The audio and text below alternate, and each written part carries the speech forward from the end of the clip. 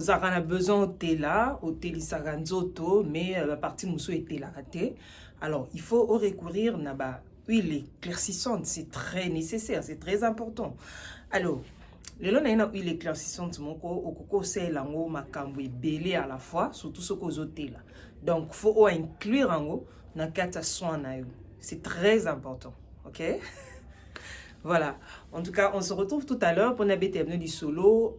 Comme Moko Sel est là, huile éclaircissante à multi-usage. À tout à l'heure.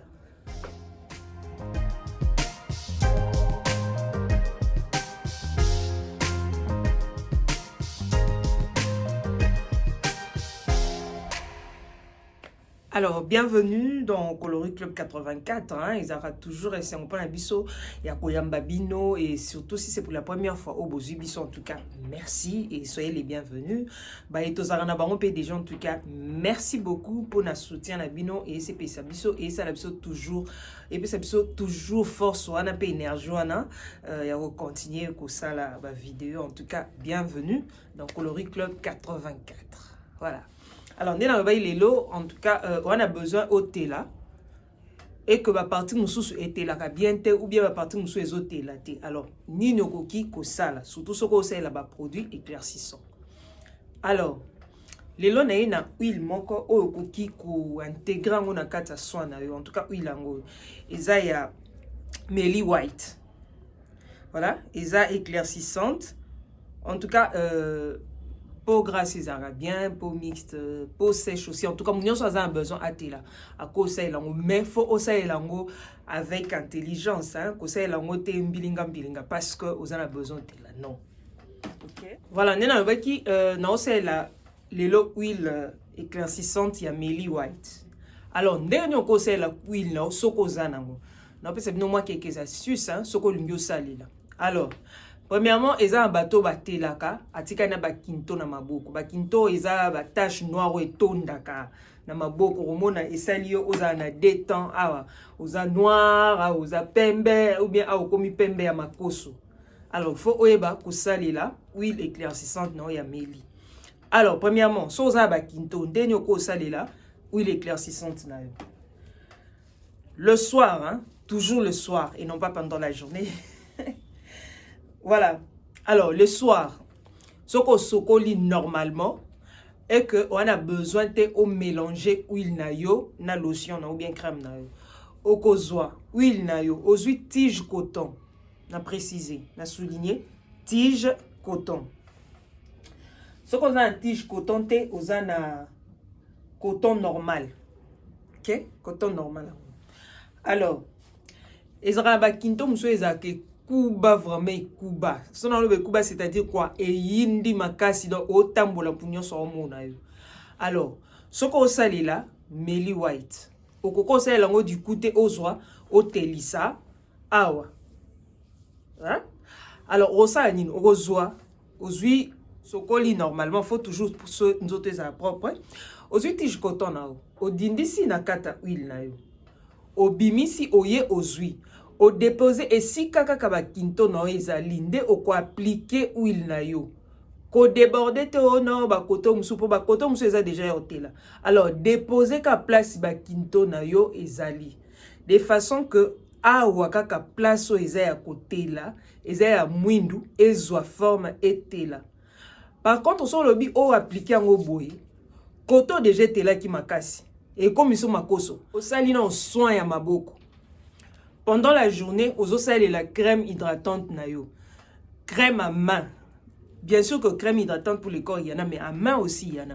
Aux huiles crème hydratante, on peut appliquer ma boko nyonso de façon que la journée, ma boko non nyonso est à la hydrater. Donc, awa nyonso, pour ya main na oyo, ti awa ego à la hydrater. Donc, nyonso, on a besoin de maille. Partie nyonso ya ma boko est à la maille. Et que faciliter yo, au au sala que ba kinto no ekende. Alors le soir au sali masque comme gommage.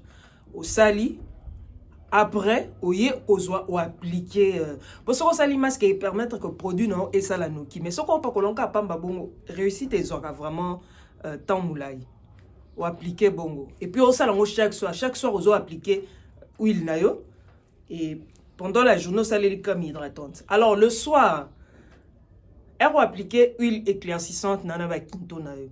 Ça là que ba jour suivant, ozoaka crème hydratante au lundi sakalikolo. Au pakoli na ba kinto, au zeli et kauki, au kozwa crème hydratante au lundi. Si ça la crème éclaircissante parce que ekoko misayo makoso. Makoso maboko pena. Les place muso eteli place muso egotelate. Alors ebe biso de maboko e rolakisa déjà que oyo achaka choko. Ba choko na kalani existence souté.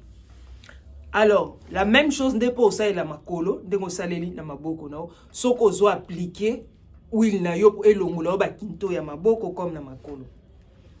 Alors, deuxième astuce soko sala na huile na yo, eza bato batelaka na pasi. Eza na bato musu po tela en tout cas ezaka difficile.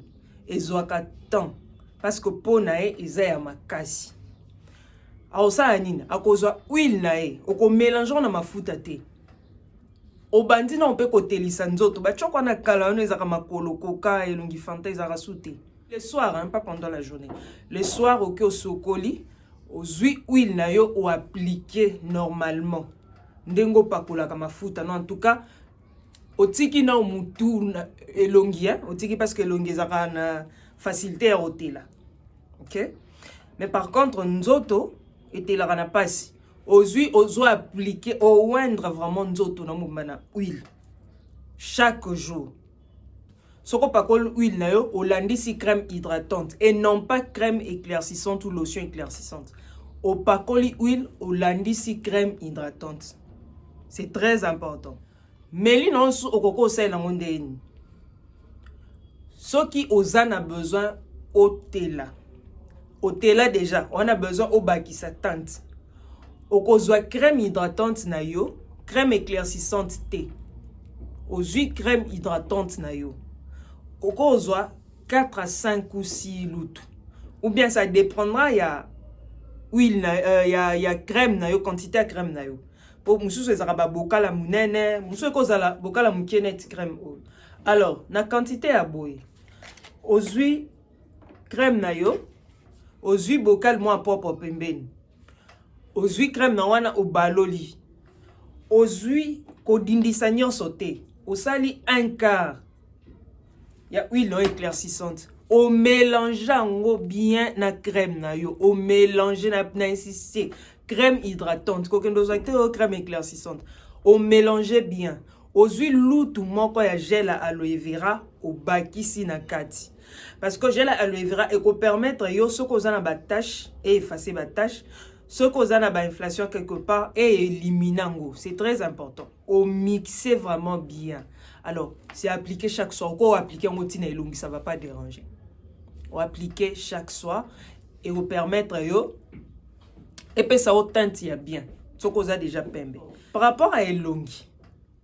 Ce qu'on a batache et qu'on lungi au longo la batache et elongi. Batache à bouton ou les différentes formes de taches hein. Aux anango, oko pratiquer la même technique. Oko zoa tige coton, au nettoyer l'ongino comme d'habitude. Ozu tige coton na yo, au dindisi na huile na yo, oko déposer là où il y a des taches. Ko déposer na elongi mobimbate. Dépose seulement place au batache izali. Au kitisi c'est très important. Et permettre à ce que et sokola yo na elongi côté batache wana izali. Ce qui va tâcher ko disparaître, ne okozana facilité ya ko unifier tanayo. Tanayo est comme uniforme. Pour déjà batache teli. Mais par contre, ce qu'on le dit au pakola ngwe longi mobimba, batache wana ekote la nango mais ekote la ndenge moko te na ba partie ya longi no o ezala ki déjà bien. Donc okoma isusu na des temps ou des tons na longi na o. Eko bebisa o lisu c'est très important. Alors, au conseil, on peut sou nini. Soko lingi o éclaircir awa na kingo na ba coude. Okozwa coton na oyo. Ba coton na si boye beza coton ordinaire. O déposer huile na yo na coton. Oye o déposer na ba coude. Faut osa la propre sokola eza na poa salité te. Pour okosala te. Oye na ba coude na yo o déposer. Au déposer ou appliquer na kingo, ou c'est la même chose na makuda ya makolo. Soko za besoin kaka ba parti wana etela. Nde bongo o bando sala chaque jour, seulement le soir. Chaque jour, ozo pakola bongo pour permettre à ce que place wana etela. Oteli sinon ba place wana c'est très important. So ba place wana eteli nde par rapport au kolandi ça ba place est normal pour na o unifier temps. C'est très important. Alors, bah jour au monique au pakola huile éclaircissante na ote soko za na lotion éclaircissante, tu appliques la lotion carrément. C'est très important. Soko za na besoin ote là. Au lieu au mélanger donc quantité ya mélange faut au doser ango. Et ça te que au mélanger après aux yeux au non ziki sakinga et ça qui bouille. C'est éclaircissante. Faut tenir compte de ça. Alors, musus boko sandeni, soko za na gel na yo douche. Gel douche hydratant. Au koki kozwango, au dindisi, au compte ba nomba ba bouchon, au dindisi na kata gel douche non hydratant, au commission gel douche éclaircissant pour ételisa yo et ko dépendre na yo. Quantité, il faut toujours en tenir compte. C'est vraiment très important. Et ça te que soit 1 litre, ce qui 10 litres, bien 5 litres, ou demi-cuillerée et simbate. Alors, il faut toujours tenir compte, il y a dosage. Pour ce qu'on sale les en XP au ziki. Pour accompagner on a lotion éclaircissante, te soko sale la. Sale la on a lotion hydratante. C'est très important. Lotion hydratante et non pas éclaircissante. Éclaircissante par la part, huile na yope à part, qu'on mixer en côté. Pour okozika o na ziki o esala kinga ba mwindu o etelisa kinga esa kinga ba rougeur bipakola pakola. C'est très important. Voilà.